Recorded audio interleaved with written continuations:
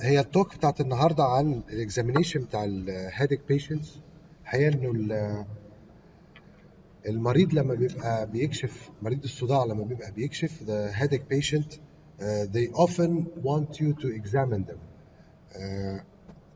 and there's a dogma that مش عارف بتاع ده. عندك واحد سايب طيب؟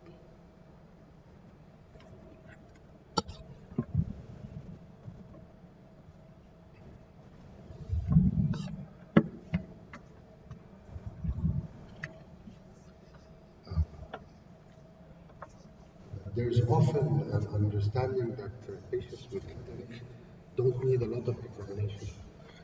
But normally the headache patient, like any patient, would want you to examine him, especially we have in the Egyptian culture, the patient wants you to examine him. So the dogma says that the results will always be normal, and it's not very true. Patients with headache deserve an examination, and there's a lot of examination findings that can help you in tailoring the treatment, and of course in diagnosing, but also in planning treatment and excluding secondary headaches. So I'm going to go through the steps in the examination, the normal steps in the examination, and point out which findings that are helpful in making a diagnosis or planning treatment or excluding secondary headaches. So, of course, we need to examine headache patients like all patients for general examination. And on general examination, you might find in the blood pressure, for example, hyper or hypotension. Many of migraine patients have hypotension, and it's an autonomic feature of migraine. And this autonomic feature can help you when deciding on treatment. If the patient is hypotensive, very hypotensive, then maybe starting with antihypertensive medication in prophylaxis of migraine would be risky. On the other side, if the patient has hypertension, his blood pressure is high, it might be useful to give an antihypertensive so that you can treat the hypertension and the migraine at the same time.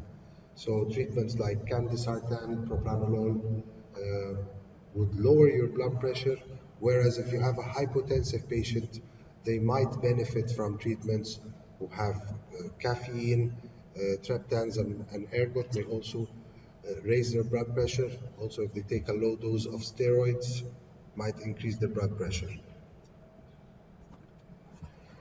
It's also very important to ask the patient with migraine or headache in general to lie down and sit up and see if there's a difference between lying down and sitting up in the intensity of the headache. As you know, there are two types of headache related to tension, to intracranial pressure, which is IIH, intracranial hypertension, or SIH, spontaneous intracranial hypotension.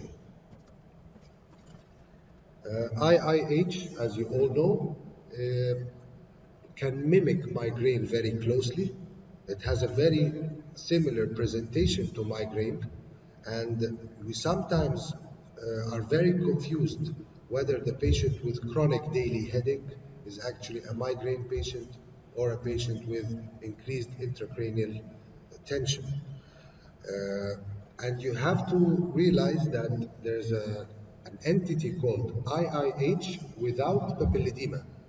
So it's not necessary to see papilledema in every patient with intracranial hypertension. So IIH without papilledema, it's easily misdiagnosed as chronic migraine. So the only features on examination and history would be some like lying down and sitting up. On the other side, we have the opposite of intracranial hypertension, which is spontaneous intracranial hypotension. And in this case, which happens spontaneously rather than due to spinal tapping or lumbar puncture, this is a spontaneous one because of a leak. So the patient has the opposite. When they stand up, they have severe headache. When they lie down, the headache is relieved. There are some features to ask about in the history, like interscapular pain, and neck pain. So the patient can complain of neck pain going down between the scapulae. And this is, of course, we sometimes attribute this to cervical disc, but it's not.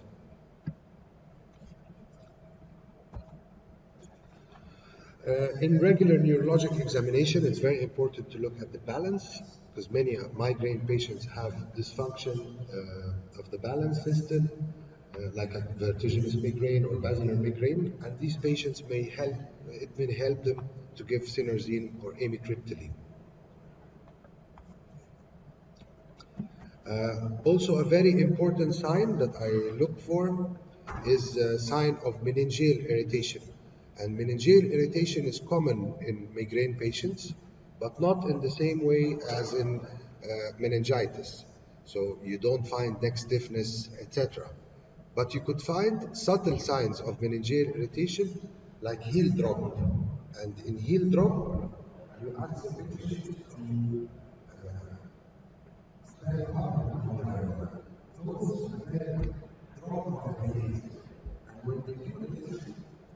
it's very painful. So this is a sign that the patient has meningeal irritation. And this helps in deciding treatment, because if you have meningeal irritation, then you need to give anti-inflammatory drugs, whether this is non-steroidals, steroids, or anti-CGRPs, because the meninges are very irritated and constantly irritated. Examination of the face, of course, there's a long-standing belief, especially among Egyptian patients, that the nasal sinuses are the root cause of all headaches. So it's very important to really examine the nasal sinuses to reassure the patient and reassure yourself that the nasal sinuses are clear.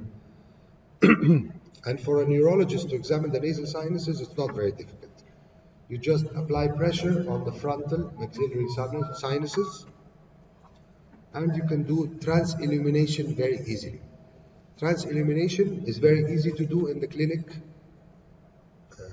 I'll show a very brief video to show how to do trans-illumination.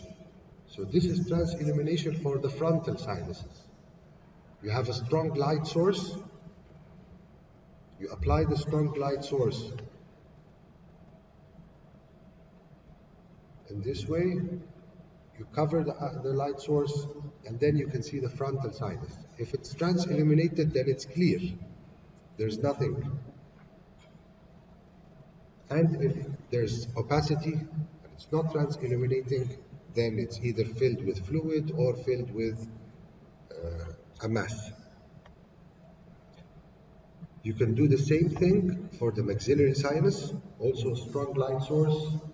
You cover the light source, and you can see through the mouth trans-illumination of the sinus. So again, two very simple procedures you can do in clinic very easily. It will reassure your patient that they don't have a sinus problem.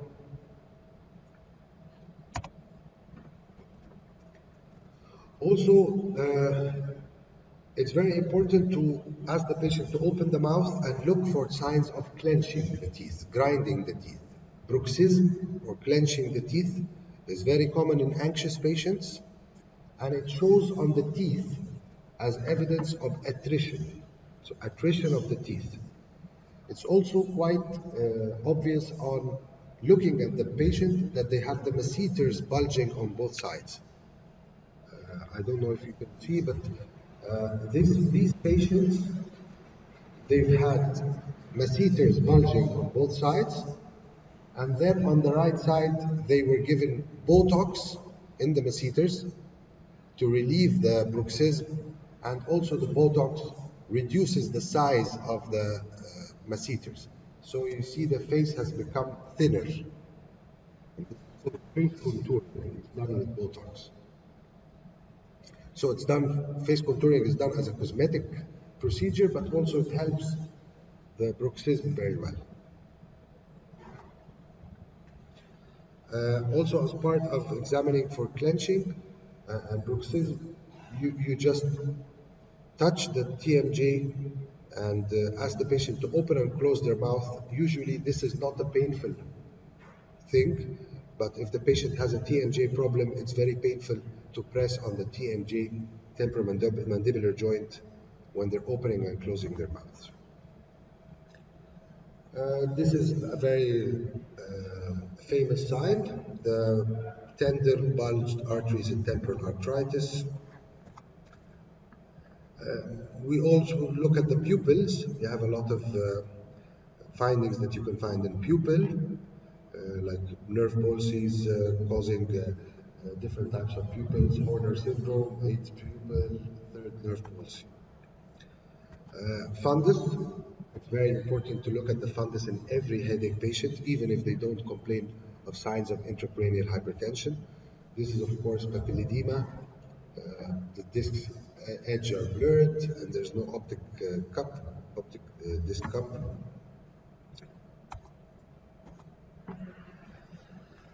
And then I would go to examine the neck and shoulders. Why?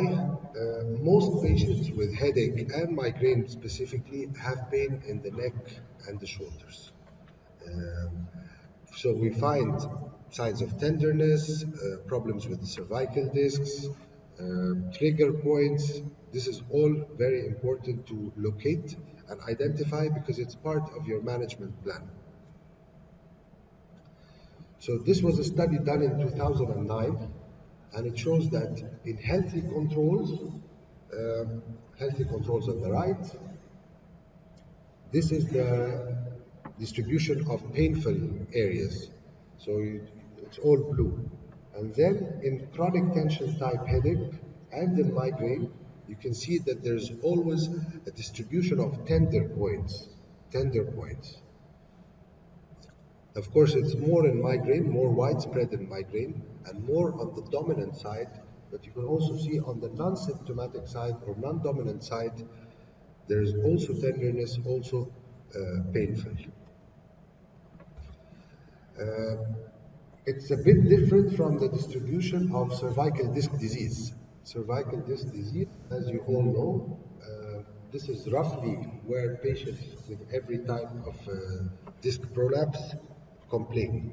So C2 and 3 are up, 4, 5 around the trapezius, 6 and 7 can go interscapular, and so on.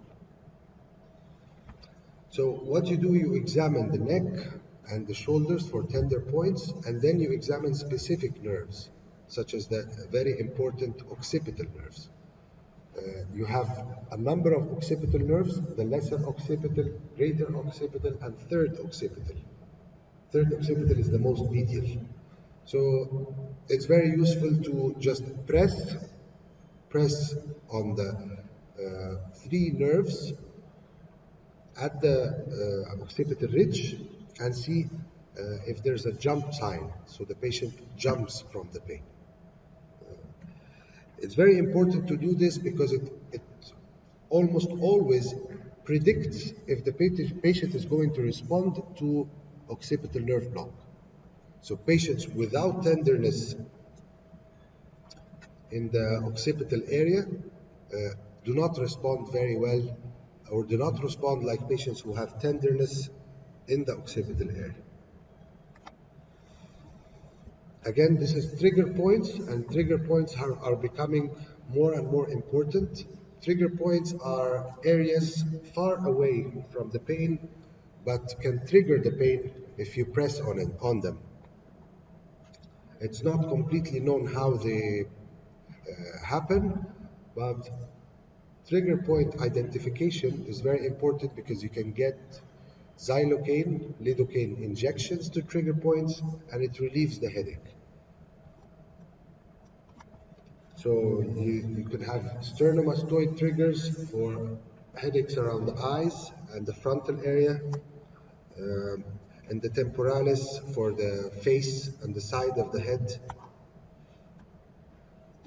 and of course the occipital nerves for the hemicranials. So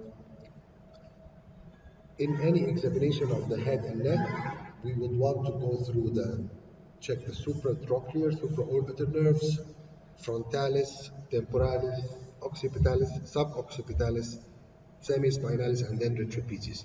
Just pressure, firm pressure on all of these points will give you a lot of clues.